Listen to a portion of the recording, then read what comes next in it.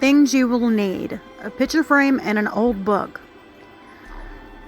Use a box cutter and cut out the square in the book to make the hole. Make sure to line up the picture frame to make sure it fits perfectly. Once it is cut, you can use sandpaper and sand down the edges. Make sure the glue is dry and you can go ahead and paint.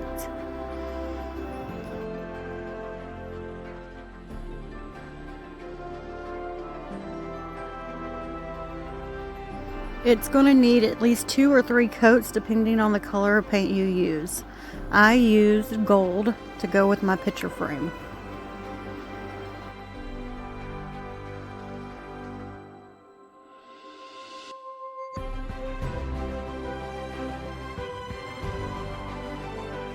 I found a latch that I had at home already and I just simply glued it to the book. I added some jewels and here is the finished look.